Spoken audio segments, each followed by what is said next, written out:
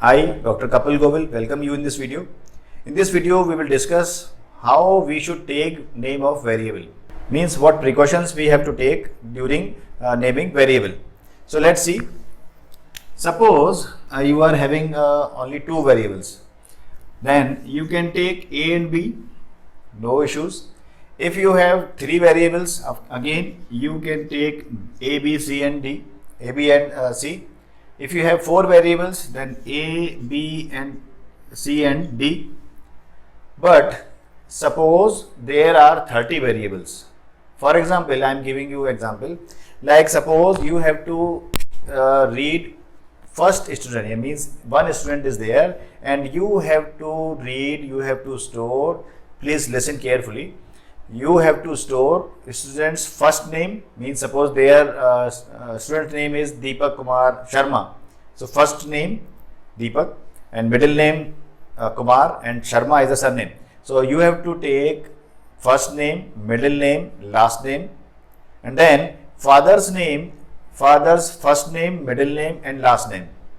Till now 6 variables you should take, and then you have to take date of birth, you have to take age, you have to take roll number, enrollment number, class, semester, section, class teacher name, institution name, course name, program name, mobile number 1, mobile number 2, email ID 1, email ID 2, address line 1, address line 2, address line 3, city, state, country, zip code, any website if available, scholarship received.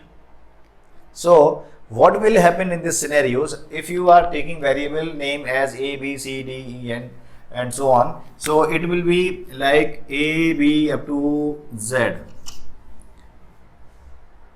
It will be very easy while dealing with A, B, C, D, 4 variables, but it will be very complex when you are dealing with more variables.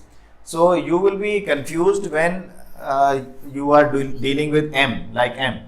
So you have to check again and again what is stored in M.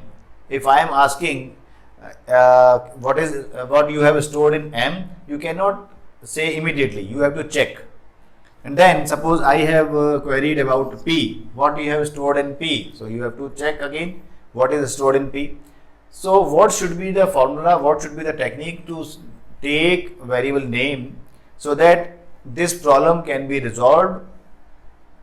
So for example, you are taking 3 variables, 3 numbers. So you have to take num1, num2, num3. But some student may say, why to write only num, why not number or first number or second number, like why we are using a variable name like this. Instead of this, it make it more clear, like first number, here there is no space, then second number, then third number, like this.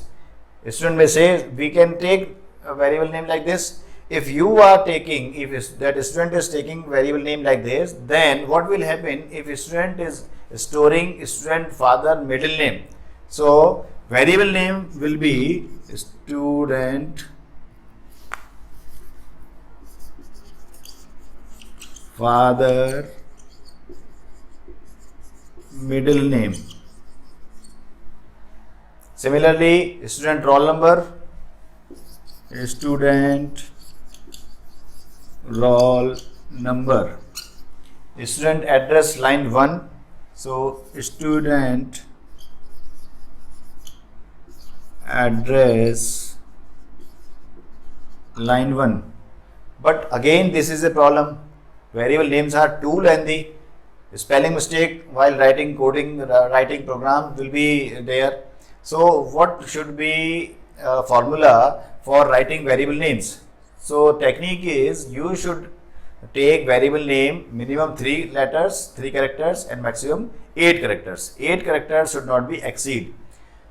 While you can reduce 3 character name up to 1, but in special cases, like we will discuss in later on.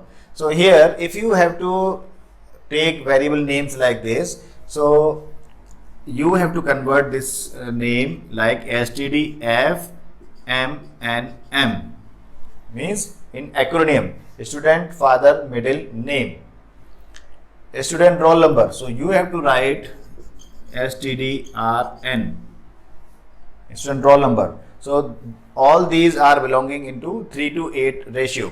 3:8 ratio means minimum 3 letters of variable names and maximum 8 letters. Like student address line 1, std add l1. So student address line 1. Similarly, some more example we are discussing here. Now I will write variable name and you have to announce and you have to write in the comment section how this variable can be represented. It means what that variable will store, may store. So like abg, you have to announce what may be stored in this abg variable. You have to write in the comment section also. And then tot, yes of course. Then mk1, num1, age 2, sum, and res for result. So here I am elaborating them. Average, this is for average, total, marks 1, num1, age 2, sum. So these are variables that are lies into 3:8 ratio. That means 3:8 formula, where each variable name is of minimum 3 letters and maximum 8 letters, and it will be very self-explanatory. So these are explaining by their meaning by itself.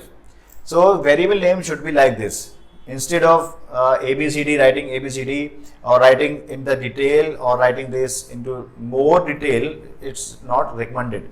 Now we should come at this situation where I was saying that you should take ABCD, but where equation is giving. For example, caution is giving write a program to solve the following equation, and equation is A equal to 2 into B plus 3 into C minus F.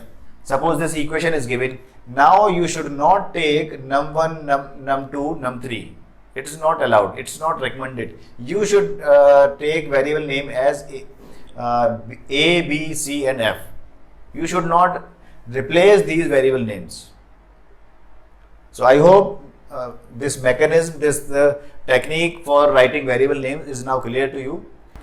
So I would like to request you here, if you like this video, if you love this video, so please share this video among your friends on Facebook and WhatsApp. So thanks for watching this video.